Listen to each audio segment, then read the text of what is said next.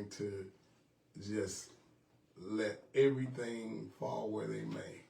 And let me quickly say that tomorrow, the 27th, there's still an election. Absolutely. There is the runoff for the Senate race. And we need you to get out and vote. That is your only voice, is your vote. That's so important. Get out there and let's do it. The other thing is we have Bubbles Festival the weekend. Is that this weekend? Yes, this weekend. Bubble Festival this weekend.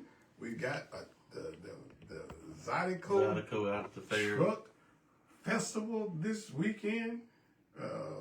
We got a painting something going on at our church. We got the ladies that's going to be painting, and we're going to be auctioning off paintings, and all that proceeds are going to go to our women's ministry. So we got a whole lot of plethora of things. Let me wish. Hall of Fame. That's a big thing. Hall of Fame this weekend. And Saturday, that's going to be big. You'll be knowing about everything. Oh, yeah. Like Joe Horn's going to be there. That's like my all-time favorite Saints. Yeah, you'll be everywhere, man. So there we have that. I want to.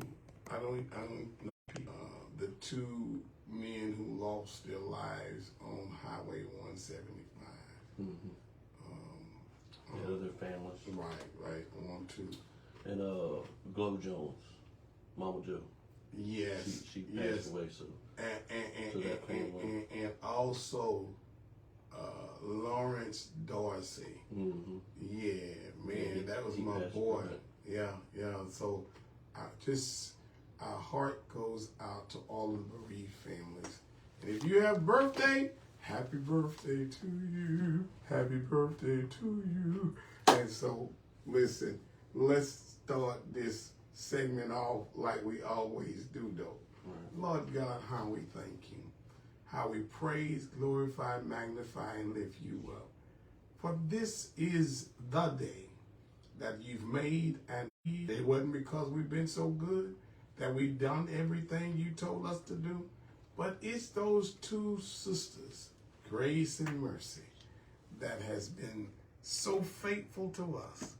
And Lord, I have a sneaky suspicion you're going to be there for us throughout eternity. And so, Lord, we ask that this segment will be informative, will be inspiring and impactful. We ask all of these blessings in the mighty and marvelous name, the name that's above every name, Jesus the Christ. Amen and amen. So, we have in the studio with us none other than my friend, my brother, Mr. Preston Durr. Good morning. That from the very beginning, you have supported us, this station, and everything, not with just your lip service, but with your hip service and with your pockets. So we thank you for that, first of all. But tell us what's special about this day. So, for quite some time, for a long time, but especially in the last 2.5 years when I moved back home,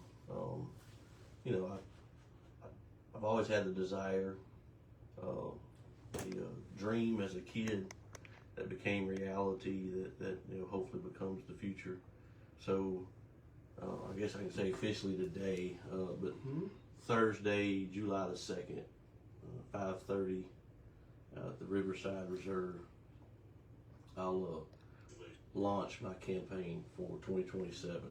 So I'll launch that campaign for Natchitoches Sheriff.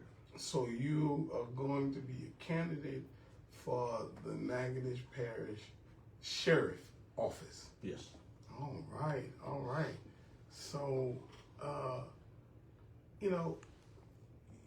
and I know that running for an office is, first of all, it is a popularity contest. It's about name recognition. in some aspects. Yes, yes, yes. That's one of the elements of it. Right. So, first of all, what made you want to run for the sheriff office? One of the most powerfulest position in any parish. That's not easy. I mean, most people know my story about growing up, and that was my ambition from the word go when I was a kid to when I went into law enforcement. Anybody that knows me over the last 26 years, that I said one day I'm gonna move back to Natchitoches, I'm gonna run for sheriff. So I mean, it was always a dream of mine. I pursued my career. I was always, if there was a class I could go to more understand the needs. The lights and sirens never did it for me. It was always about servitude and helping and what I could do to change an outcome and fix a situation. So when I moved back home, I own my own business. I just had a grandbaby in December, and so I had to weigh all those options, because like I'm kind of semi-retired. Like I don't have to work, per se. Right. I mean, I'm never going to turn down money. If somebody calls needing something, I'm going. I can't sit still. I had a job one time and I can't sit still. So it's not like I'm gonna go home and sit in a rocking chair and say I'm done. I'm still got to be doing something. You like me and most others. We got ADHD. Oh, absolutely. It may be undiagnosed, but I know I got to. So I had a few people when I moved back home, because I'd always said it. When I move back home, I'm running for sheriff. So I had a few people said, "Hey, look, if the current sheriff don't run, will you consider, running for sheriff?" And I said, I'll consider it. And then, a dream kind of came forefront of a reality of, okay, that dream you've had out here is now standing in front of you. Right. You got to make a decision. And so I kind of put the feelers out there. I talked to some people, and then I decided, probably 18 months ago, that I'm doing it. If the people are willing to listen to me and understand where I'm coming from, the wrong or didn't do something right. It's based off my experience from sitting in that patrol car for 12 hours, responding to domestic, responding to burglary, homicide, narcotics, and what the aspect of it does. And if we don't change the outcome for somebody, it's not about putting people in jail. It's about how many people you can keep from going back. On some offenses, don't get me wrong. The heinous crimes and violent crimes, no. So, for me, I started, I made a decision 18 months ago that I was running, And so, of course, it's early. Some people want to talk about it. Some people are like, oh, that's too far down the line. And so, for me, because timing is important. Right. And I'm, so I've prayed about this a long time. And then over the last 18 months, I've prayed pretty much every day. Foremost. And if I'm elected sheriff, that'll be my duty every day, is to consult with him before I make decisions.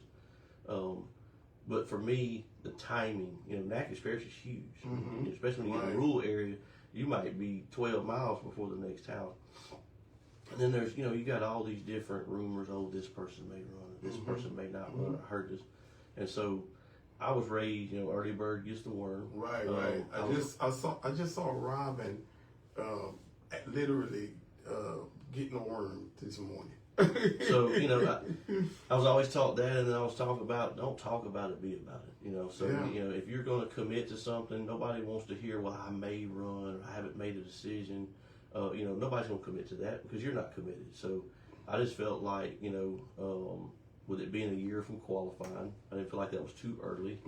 I want to be the first one out the gate. So, I'm here. There's no question whether I'm running, and so I'm committed. So I talked about name recognition, but most important to me, I don't know about nobody else, is qualification.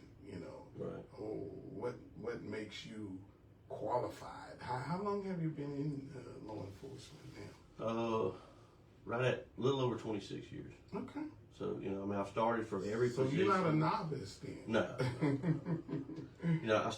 I've worked pretty much every position in law enforcement. I've been a reserve, so I know what it feels like to volunteer that time. Right. And, I'm huge on on that aspect, because for somebody to not get paid and to want to come out and give servitude, that's my, I'll preach that as long as I'm standing. It's about servitude. So narcotics, I handled a K-9 for a little while. Criminal investigations from homicide to burglary was really, one of my big fortes. I went to a lot of criminal investigation schools for that.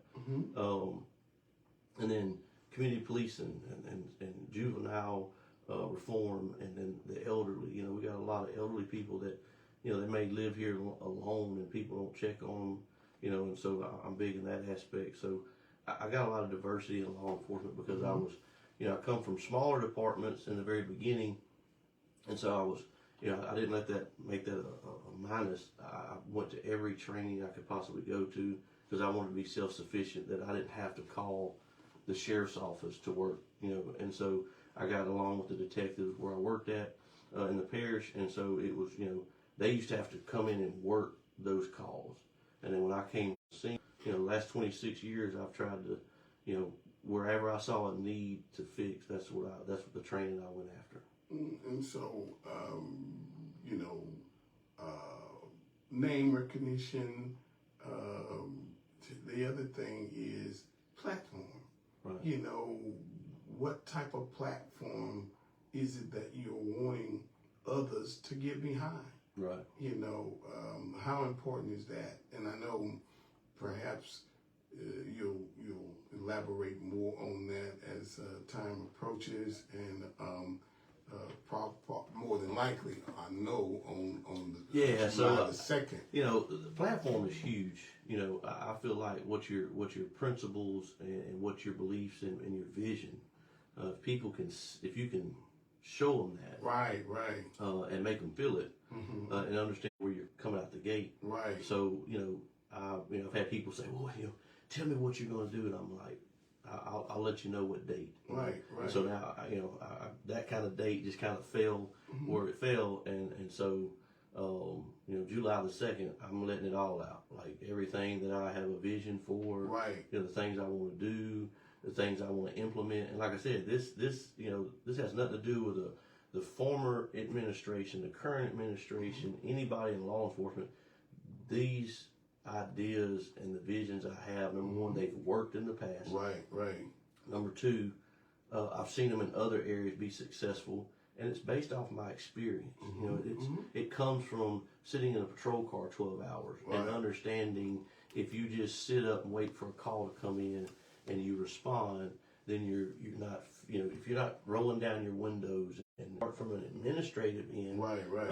It starts from learning it from A to Z. Right. The importance of the, we call them foot soldiers, the deputies that are on the ground, the boots on the ground. It starts with them. And I say starts with them. The administration has to be on target. Right. For them to follow a guideline. But it ultimately starts with them. They're the first. When you call the police, that's the first person you see. Right. And then it kind of climbs from the ladder as needed. So I just feel I would put it this way: you don't have to commit to me. Right. But come out July 2nd, because there won't be no. I'm giving my platform all at one time. This is going what I stand on. This will not alter. This will not change. If you talk to me and you were for me, you're gonna hear the same speech. These are my values. Yes. You don't have to. This is what I want to do. This is the things I see from somebody who's been in law enforcement of every aspect of it that they want to see implemented. Right. And can you get behind it? Right. Yeah. You don't have to wonder. Right. This is it. I'll say you come to this July 2nd can be just informational. You not coming to this does not mean you commit to me. Right. I hope before you leave that your mind's made up, or at least you'll consider it. Right. And that's all I can ask. Right. And we do know that there are, I guess I say, the ability to complete the mission. Right. We know it takes finances and things like that. So only you know that. Right. So we talk about who gets behind the mission is very important. Absolutely. In other words, and we're gonna take a break and we're gonna talk about that. Putting together the team, Right. because it takes the team Oh yeah. to listen. There is one person, and I'm not gonna mention their name because this is your. But they assembled one of the best teams that I've ever seen assemble. Right. And when we come back, we're gonna talk about assembling the team that matches the dream. Right. All right, we'll be right back. Assembling the team that matches the dream. Louisiana. Yeah, Meet the yeah. Real News Who, Louisiana. you know, there will ultimately be in Government you coverage just, and the stories that matter to you. boy, that's Whether proof. you want to stay informed. Having- Well, their Real vision News Louisiana has to is align where with your yours. voice You gets know, heard. Right. and not only their vision or what they And talk never about. miss the I'm a Real person News. that, Reach you know, like when me and you thousands of started real local becoming customers. friends, Right. Call us to I did my research. I don't just Right, associate yeah, with just that's anybody, you know. important. Yeah. And so I'm gonna look back on their history, not just what they're telling me right now. Yeah. I'm gonna look. You a talker or you a doer? Right. You know, I'm a actions speak louder than words. So I want to look back on your law enforcement history to see if what you've lined yourself with aligns with what I'm looking at. Right. So Because, you know, as a pastor, I want my parishioners to represent the vision that God gave me. absolutely. And when good for the overall kingdom. And we're back with a candidate for sheriff, Mr. Preston Durr. We're talking about assembling the team. So off there, we talked about making sure that we have shared values, the people that you want to be on the team. Absolutely. I mean, I think it's vital, even when you're looking at a candidate, Mm-hmm. to look back on their history. Mm-hmm. Don't just listen to what they're telling you now, because Right. anybody can sell a car. Right, You know, right. But look at the history of the car, what you're Mhm. purchasing. Right. So, and ultimately, like your values and what you visualize and what you want as an individual, you're investing in that person when you vote for them or something. Right. When you're looking at assembling a team, they can't just come up to you and say, "Oh, I could be chief deputy, or I could be this." Or their vision and their history Right, have to align, or I'm not interested. I don't really care who your family, right. because we see that don't work. Hmm. You know, I don't care how much money you donate or could Right. donate. Right, We've seen that doesn't work. right. You know, we have an opportunity to take a team and actually do the things that we want to see done. And that, like I said, that's no fault on anybody or saying that somebody's doing something wrong. Right. Let's do things different. I said this before. I set my bar a long time ago. Mm-hmm. It comes from my experience. You know, your experience from preaching, and I don't really have, and I say I don't. I talk a lot, but you know, it's different ways. So I just do things a different way. And so people that are when I assemble my team, and I've been working on it. I've talked to several people. Right. When that team comes together, it's going to be a team that people can recognize and respect and feel that they can come to. That's the biggest thing for me. Mm-hmm. Is you don't have to come to me. I'll come to Right, you. right, You know, right. you need my phone number's on all my stuff. Right. That number's never going to change. When I make sure it's going to be the same phone number. You need me, you pick up the phone. And you've done a wonderful job availing yourself. You know, a lot of times when people are running for something, they pretty visible, you know, but there are others who do the remainder of their, you know, untouchable. In running, can you make that promise? Oh, absolutely. Because that seemed to be a pretty easy promise. It's instilled in me. Well, that's what I'm saying. I don't need to think about that one. That's the way I am. Like I said, I can't sit still. Number one, but number two, when I was growing up, my grandmother, she's 96.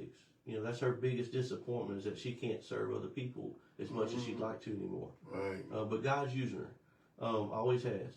And so for me to come out and sit back and not be visible, I couldn't do that. Right. And the people that work under me or with me, I don't like using that terminology, working under it, even though you're the sheriff. My group's gonna work with me. Like we're all sitting at the same table. Right. I might be at the head of the table, but we all gonna sit at the same table. And it's vitally important that anybody that wants, if I'm gonna come put in 80 hours a week, I expect everybody to. Right. You know? Right. And so, and I watched Boyd, Durr, and Victor Jones, and Pop had a way, like my heroes, like my law enforcement A-team, dream team, you know, those guys set the bar for me a long, long time ago. And I've chased that bar, and I've set myself, now I have my own bar, that I just will not drop that bar. And so when I said I'm running, people said, oh man, you coming out way too early. I'm not a 4-year person. Right. I don't believe in coming out every 4 years and shaking hands and kissing babies. Right. Right. If you're going to say you're going to do something, do it. Right. Don't say something and then not do it. So when I said I'm going to run for sheriff and I'm going to be here, that's my campaign slogan. Right. I'll be there. Wow. If you need me, I'll be there. And when you don't need me, guess what? I'm still going to be there. So, a question about relationship with certain people who are in law enforcement or whatever the case may be. Can you clear that up? So with Boyd? Yes. So, Boyd and my grandpa were cousins. And so we all went to the same church together. And when my grandpa died, actually both of my grandpas died. I think when I was you very cleared young. it up before, but I just want to make sure. Yeah, so, and it's a shame because it really, somebody tried to take it and turn it into something that it wasn't. Right. Just to be the negative politics already. Yeah. And so don't tell me what somebody meant to me. Don't tell us what I meant to somebody. Right. Right. And so Boyd was a grandpa figure. He was not just that. He was the reason why I ever picked up a badge. Like, when he walked into a room, the way people looked at him. Right. I wanted to be him because the way he looked at people. Oh. That, I like that. That 2 a.m. walk in your house because you got a relative die. You look up and there stands the high sheriff. Yeah. And I don't know where Victor would say he got it from. Right. But I think between Sam James and Boyd and seeing that vision and then enveloping his own bar as well as I've done, Vic did the same thing. Right. I mean, Vic's still everywhere. I mean, every time I turn around, I'll be messing with Vic. But you cannot train this. Right. I mean, that don't mean to sound whatever it sounds, but you can't train this type of behavior. It's instilled in you. It's something that you've built and you want to do. Because, I mean, you got to understand, to run for sheriff or to have the ambition to run for sheriff, I'm giving up a lot. Right. Our grand's not going to be there. My wife and I, we're in our mid-40s. Wow. This is the best time of our life. Wow. Man, that's great, man. But I told my wife, and she prayed about it, and we've talked about it before I committed. Because I told her, if you're not with it, I'm out. I mean, I've already asked the good Lord to put me in a position to do it. He's done that. I've asked him to open up doors, and I've even prayed, if I'm not meant to do this, just take the desire, shut the door, just cut it off. Right. And she's, man, look, she has stood by me for the last 25 years. I saw. If I got a dream, she's my biggest fan. Well, I saw some of the children who really were shouting out for you on social media, so that means a lot too. Well, yeah. I mean, I tell people all the time, like, Reverend Charles has got his boys to men camp. Yeah. And when he We're started probably going to be leaving here. Yeah, when I leave here, I'm going straight there. And then I got the inauguration for Natchitoches. So okay. I forgot about that. That's 10 o'clock. So we'll be there close. Yeah, we're just going to skip down the road. Yeah. But, if it had, I tell people all the time, and understand this, I ain't rich. But if I got it, and it's for the right reason, I can get behind something. Right. But when it comes to kids and changing mindsets and altering what's the word I'm looking for?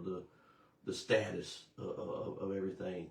I'm for it. Right. Put me on. You ain't got to call. Just if you want to make a list of who I was gonna help, if it's dealing with the kids, write my name down. Because some of these kids don't ever get up on us constantly saying, I love you or you're doing a good job. Right. When I talk to these kids, and they get dropped off in the morning and they high strung and they jumping around and you want to kind of, hey, sit down and quit doing it, but you want to talk to them. They don't.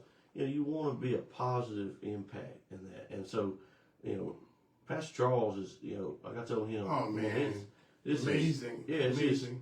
And he grew it. We talked about it. I said, I think last year was like 8 to 18. Right, and so I told him, like, if you could take that top number, there's some, I still call them kids because I got two sons that age, 18 to maybe 25. Yeah. They're still at that age where you might be able to steer them in a different direction. And I told him, don't ever get discouraged. If what you're doing, you can turn one away, it's worth it. As far as, you being out there, man, you're doing the thing.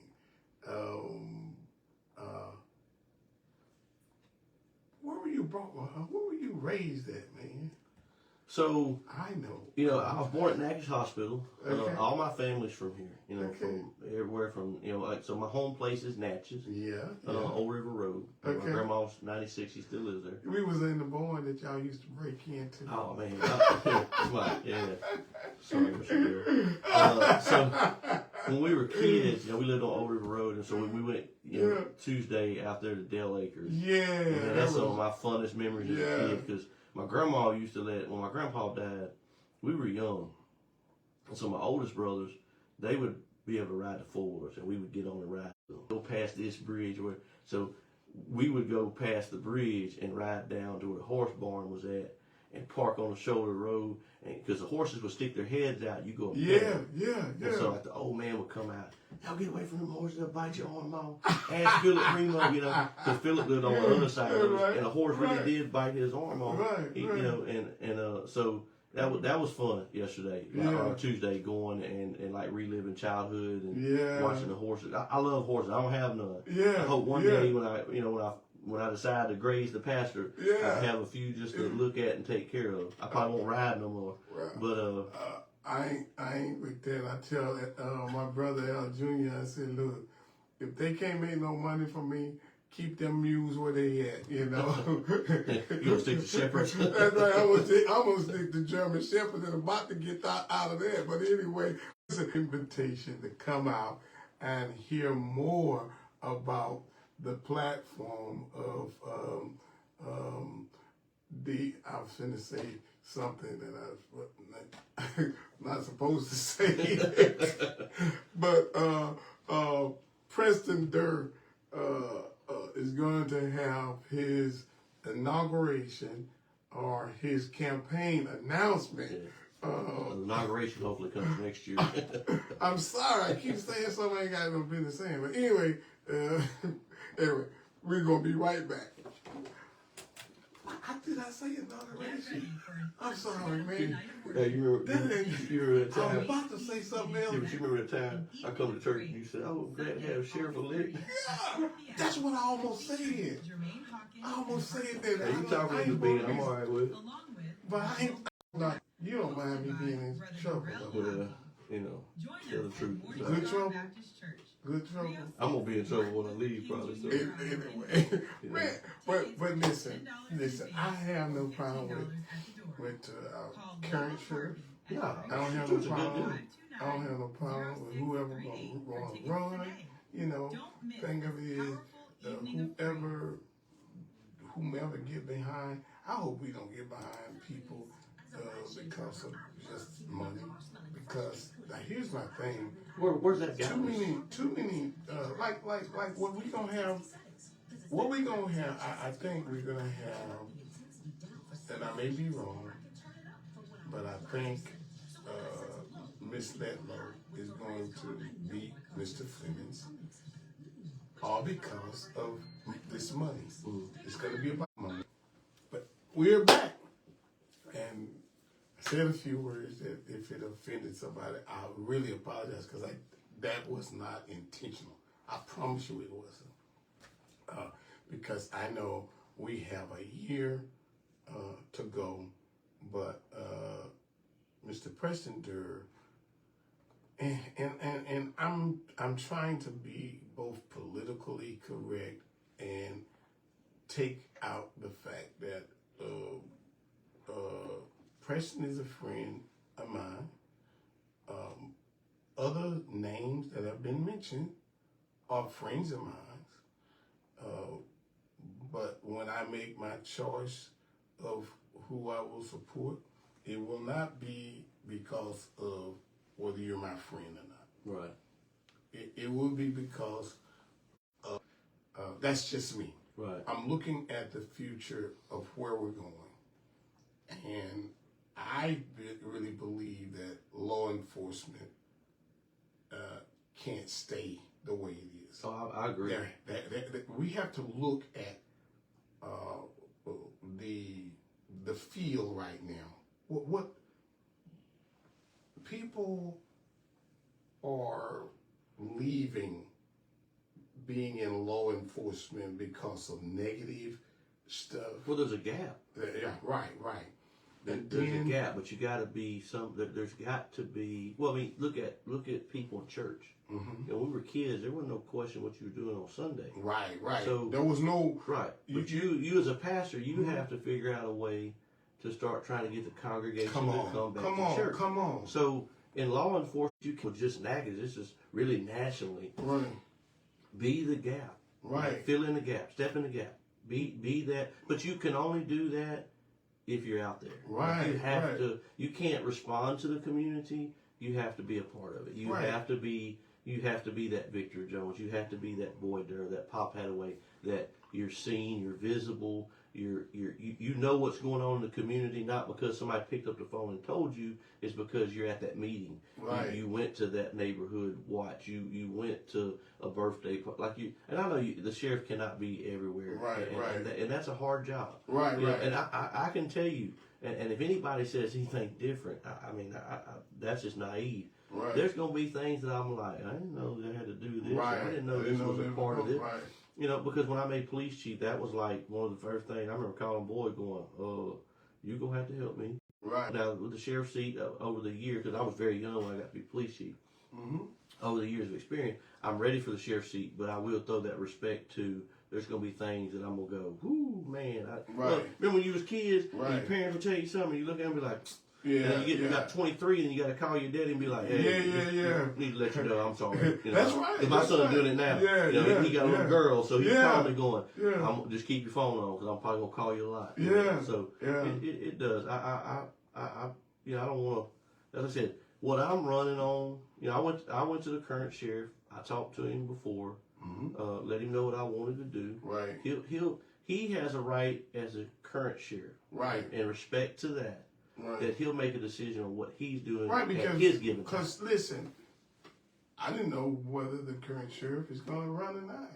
And so if anybody else run, they're welcome to come here and talk about platform and whatever else. Well, it's kind of like this. Whether you want to do something or not, you still have to be respectful. Right. And so I went to Stewart and we talked early on. I mean, this is like probably 4 years ago, and then last year we talked again. So I've had that conversation with Stewart. Right. But like I said, he's the sheriff. That's his seat. That's right. It belongs to the people, but it's still his current position. Right. And so whatever he decides when he wants to make that statement public, that's him. Whatever way he decides to go. That has no effect on what I'm doing. Talking about current sheriffs, things like that, how important is it to have respectful people like our current sheriff and things to be with us? Oh, If You know, I'm just saying if they decide decide not to yeah. run, and I mean, it's very decide to important. I mean, Stewart's smart, like Right. very smart. Like, Right. look at their financial records. I mean, it's Right. like impeccable. Like they haven't had anything in like the last 4 years, and so I mean that's like hats off. 'Cause that's hard to do. I mean, Right. you know, to not have any infractions, not have anything, not intentionally, just sometimes things happen or something, you know, like that. So I mean, like Stewart's very smart, very technological. You know, very good with the budgets. You know, there's things that I've seen from a law enforcement standpoint that he may not have seen. Right. You know, because he wasn't out there in a patrol car. He was in the opposite end that I've never seen. Mhm. So there's going to be things when I get in there, I go, okay, now I understand why he did this. Right, did that. right, So, right. you know, it has nothing to do with that. But no, it's very important because, you know, if you have, and I've seen it, you know, like when Hilton left the first time and Chuck came in, and Chuck and I are friends, Mm-hmm. but they did something totally different, and Right, it flipped right. the sheriff's office, Right, and then it right. divided it. You don't Mhm. want that because Right. it ain't, the sheriff's office suffers, but the citizens suffer. You know? Right. And you need the morale. If the morale is up, and people feel respected and loved and taken care of, they work better. If they feel like they don't matter, or there's division, or there's just cutthroat, the parish suffers. You know? Right, And so right. it's very important. And then building a relationship with the sheriffs that surround your parish. You know, and I know all the sheriffs have worked together Mm-hmm. in the past. So I feel like that's important because, you know, a lot of times when you get these rash of burglaries or thefts or auto thefts or ATV thefts, they go from parish to parish. You know? Right, And so right. having that branch. So connectivity. Oh, absolutely. With other. You know, well, I mean, just you got people that may be coming from another parish committing crimes in your parish, so that you Right. can't tack it back to somebody. So if they're having problems, or they have somebody that they know is known for that network. So the networking, and then you can also, as a sheriff, if you're blindfolded to looking at what other sheriffs do and seeing something that works, they have no problem sharing that ability to implement things in your own parish if it's working for them. So networking with the Sheriff's Association and different sheriffs, and not just the ones that surround you, I mean like Sam Craft and Vernon and other places, those things are sheriff coming in, or an inexperienced sheriff, and you've got some of these sheriffs that have been 16, 20, like I think Sam's been there 28 years. Right. You know, Victor was there 20 as sheriff. It's vitally important to take their advice. Right. Well, we're gonna take a break. I want to talk a little bit about like technology and some of the things that law enforcement is facing, especially like social media and things like that, and your approach on all these things, Right. technology, social media, and things like that. We'll be right back. In times Come of out, loss, come out. You deserve Wherever you compassion are. and trust. Moses and Francis So, Funeral is food will now be provided. open Oh, y'all got food? ready to serve Jambalaya. you and your Come family on. with dignity and So my uncle from down south is the one coming to cook it. So That's very smart. Get some jambalaya, boy. nothing against anybody who wants to have a little drink, but I just didn't think that was socially correct for me to be running for sheriff, serve alcohol, and people to drive. Well, unless you're down South Louisiana, in South Louisiana, they have sausage biscuit with a beer, as opposed to here sausage biscuit and an orange juice. Right. So you don't get no DUIs in South Louisiana. That ain't gonna happen. Tolerance. Heard you been drinking, boy. That's how a few grooves. But yeah, man. Doing technology, man, it's really made law enforcement. Oh man, it's the devil, you know, but it definitely helps get the word out, you know, to be connected. And we are back. Technology is it's going faster than what we can keep up with, but we cannot deny one of the things that I'm hearing that people that's writing police reports are using AI. Mm-hmm. Okay. AI is there, man. Well, you gotta look at AI like this. When the computer first came out, like my grandmother still does bookwork in '96 by pencil with a ledger. That was the way you used to do it.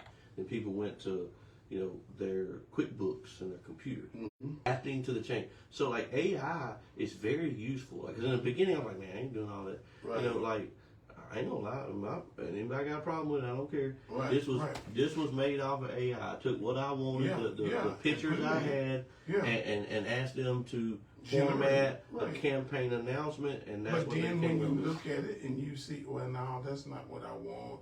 I want this, that, and the other. You use it. So I think it's a very helpful tool. The sheriff's office right now has somebody over that department. Victor K. I mean, he's phenomenal. He knows his stuff. Yeah. So they're good in that aspect. But yeah, like anybody, not like my grandma. Like we tried to get her a computer or a smartphone, and she's like, I'm not doing that. I'll just stick with my, what she's got. She has a cell phone, but it's like one of the ones you flip open. In this day and age, if you're not willing to adapt to change, you fall behind. And so you social media, to get a word out of a bridge closure. I mean, used to you just had to drive down the road and get to it, realize the bridge is out. You don't have to worry about the beeper no more. Or I go to the Lakeside. Code that was on I go to Lakeside. I started to take a picture. There is a payphone hanging on the wall. And I started to send it back to my children and say, do y'all know what this is? Look, when I first started in law enforcement, we had no cell phones. Right. They would call us on the radio. Two-way radio. And we would have to then ride to a payphone, dial a number and put in a code, and it would send us to the dispatcher so they could tell us whatever it was on the phone. But when we talk about social media, most of the law enforcement say their biggest problems come from social media. Folks getting into it, and then they meet up with one another, and it's like, I gotta do something. Well, you gotta think about it. Like when you were trying to start something like negative, you had to like get out there in the street and like hustle to make it get flowing. Now you just pop it on social media, and anybody wants to be negative just jumps on and it. Say anything they want to say. Yeah, well, that's what I'm saying. And then I think too, it's just the only because my grandma tell you like the internet's the devil. The negativity with the internet, and just one of them that I can tell you. I think it's the biggest one. Oh yeah, everything's got its, but one of the bad reality. And things aren't real. Right. It's on the screen. Right. Versus if I was standing in front of you, I may not talk. Come on, yeah. But if I'm behind a keyboard, I can say what I want to. And then you got the other ones that that really want to go another mile, and then make a fake screen. Because I'll have it. I'm sure there's probably going to be somebody that'll be on this post running that mouth about something they don't know or somebody else told them. A fake. That's going to be one of the first things I say. This will be the only thing I tell you about Thursday. If you want to hear it, you're going to have to come to the event and hear it. You're not going to live stream. On live screen. It'll be live. Oh, it'll be live. You're not going to hear me be negative. Right. My campaign, if you're going to help me, we're not going to talk about anybody that decides to run, the current administration, former administration. Right. But I would say this to my cell phone number's on there for a reason. Right.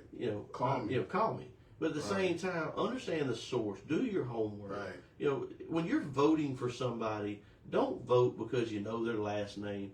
Look at the credentials they bring to the table and actually do your homework.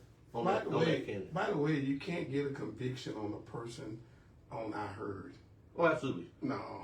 Street knowledge is helpful, but you can't just off what you heard that you gonna do something. Man, listen, I've seen just in the past maybe probably 8 years, people know it's a lie, and they just throw it against the wall to see if it sticks. And some of the most supposedly intelligent people in the world, they let it stick. And you're saying to yourself, I can't believe that you believe that. You know, so I think it's. Let me ask you this. Let's take a break. Right. And when we come back, I want to ask you about how important is it to keep mature seniors, law enforcement, Oh, yeah. as opposed to having a lot of young people. Man, some things you can't learn in school. It has to be by experience.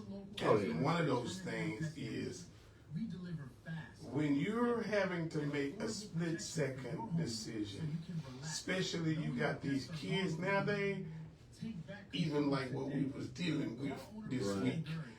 Some of them act like they can't stay still, they can't do it. You say, hey, keep your hands where I can see them. And you got to constantly say, keep your hands where I can see them. Listen, keep your hands where I can see them.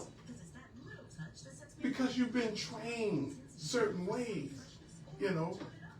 And some people, unfortunately, you can't really, there's some people you can approach like, hey man, look, that's a safety concern. Don't put your hands in your pocket. It's just, well, hold on now, I'm bad, and they quit. And you got other people that don't either have good intent or they just can't help themselves. Right. And we are back and talking about the necessity of keeping senior officers and things around. How important is that? I mean, I think that's, your platform, your base. But you need the youngsters. I'm gonna tell you why. Like I was like 17, 17 when I first started. Wow. And so when I came in, I was the youngster, but I was eager to learn law enforcement because they like the lights and sirens. Or you got some of them that went in there because they was picked on in high school. They want revenge. And we don't need that. That's the one we don't need. But you need that senior patrolman, that lieutenant that's been here 25 years, because you can go to all the schools you want to, but until you've actually experienced some of these things firsthand, you have no idea. Yeah. I remember when I first came out of the academy, my supervisor was Bobby Hines, and he's deceased now, but he was like, man, he taught me a lot about investigations, and but he was my patrol supervisor at the time, and he said, what all did you learn in the academy? And I said, I was all eager to tell him, oh, I learned this and that. He said, yeah, roll down your window. I rolled down the window, throw it all out. Or was today, because the book is not necessary. Now, don't get me wrong, learning the codes and different laws, knowledge, that type of knowledge you need to know. You need to know did you catch him with dope, but did you have the right to chase him? Because different laws do different things. Yeah. So that type of stuff is very important. But he said, day one today, start your training, because that book is not going to help you dissolve a domestic violence dispute. You're going to have to learn how to talk to people. Right. Even when you pull up on a scene, people don't want to be talked to stupid. Right. Their tempers are already up. You raising your temp, so you're supposed to de-escalate. And so they teach that in the academies.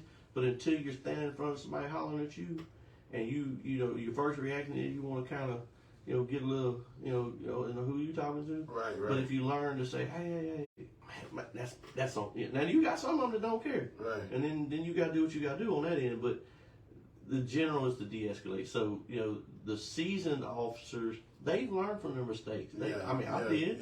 And then you want to take, man, don't do this, because, and that's why it's vitally important that you have someone that is leading the department, and this goes for city police or sheriff's offices, or even the smaller departments.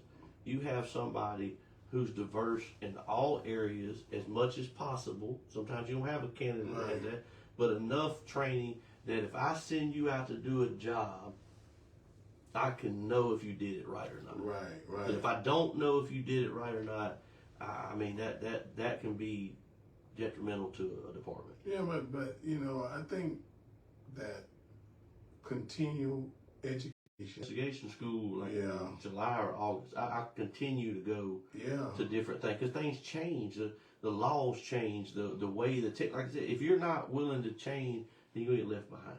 You know, you have to keep up with training. Training is so important. Knowledge or experience? Which one you choose first? Ooh. Knowledge or experience? I'm going with experience. Ah, I really feel like in this day and time, if you ain't never lived it, you don't know it. yeah. You can know all the things you want to. I think I'm the same way. I think experience over. And I'm gonna bring knowledge along.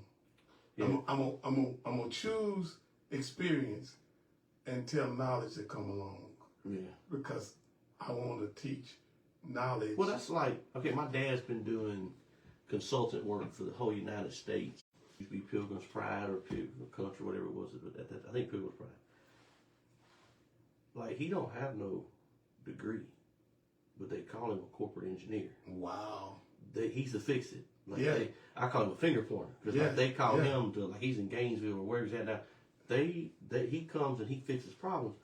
But you can go hire this boy or this woman out of college who's got a degree. They don't know nothing about fixing nothing. All they got is that degree. Right. So I'll take training and experience over knowledge. Well, that reminds me of there was all of these engineers trying to get this truck from stuck under this bridge, and boy, they just had all kind of folks come in to try to get that truck from under that bridge, and so we had a lady who had a little baby. The little baby went there with a little stick and put into the tire where the little Grooves. at and let the air out the tires. And after a while, the engineers looked around and said, wow, the thing came down and it drove from under there. And so, you know, I often say, whenever we get too smart for our own britches, that we think we cannot learn. Yeah, I agree. The only other stage from being ripe is rotten. Absolutely. And we don't need rottenness in any form of leadership. You know, no matter what we're in, Absolutely. you know.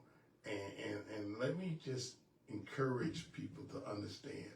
Don't ever get arrogant and think, and especially, I have to remind myself over and over again, before I am a public servant, I am God's servant. Absolutely. And I treat people the way I want to be treated.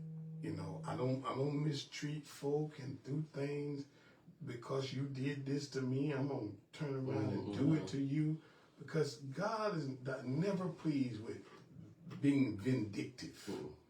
You know, and so I that's my thing. If I ever see, I don't care who you are. If I ever see you being vindictive, I don't like that. You know, It spoils you. that's right. It's just Because once you become vindictive, you don't care who you are vindictive to. Are there any closing words before we get out of here? Because I know we both got to go. right. You know, I would just encourage people. I know it's early, and I feel like this is important. Come out Thursday, July the 2nd, 5:30, Riverside Reserve. That's off the backside of college. Come out and listen. You know, you don't have to commit. Right. I just want you to listen to what I have to say, because I'm not varying from what I'm gonna say. When I speak on Thursday, I'm laying my whole platform of what my vision is and what I see that I think we need, the programs that I think are missing, and that I'm going to implement. And I can promise you this much: I own a business. I've managed a multi-million-dollar business for a number of years. I know finances. You know, you can take money out there. You can't. I've already looked at some of the budget and things that I can move around and eliminate this position and create this position because it's needed more than this position. So when I say what I'm going to do, I'm going to do it. Well, listen, we have just had Mr. Preston Durr, who has announced and will formally announce on July the 2nd at 5:30 p.m. to 7:30 p.m. at the Riverside Reserve, and that is 104 Mill Street, Natchitoches, Louisiana. And so anyone, It's open. Open. We will serve jambalaya. There'll be cold drinks, no alcohol, and I'll close invitations for everybody. And if you want to talk to me beforehand, please do. You can call me. My number is 318-664-2988. I just encourage everybody to come out and listen to what I have to say. Is that your make a cell decision. number? That's myself. Oh my, you give out your cell? My cell phone. Everybody, I don't care. My wife will tell you my phone rings all day. All right. Well, God bless you all. God keep you is my prayer. Hope you have a wonderful and blessed weekend. I love you, and you can't do nothing about it. Let me take this phone call right here. Yeah, I need to emphasize. That's what I was trying to remember and I forgot. That it's 2027. Because you're gonna have some people think that because I'm coming out this July that it's in this October. So that'll be something my PowerPoint.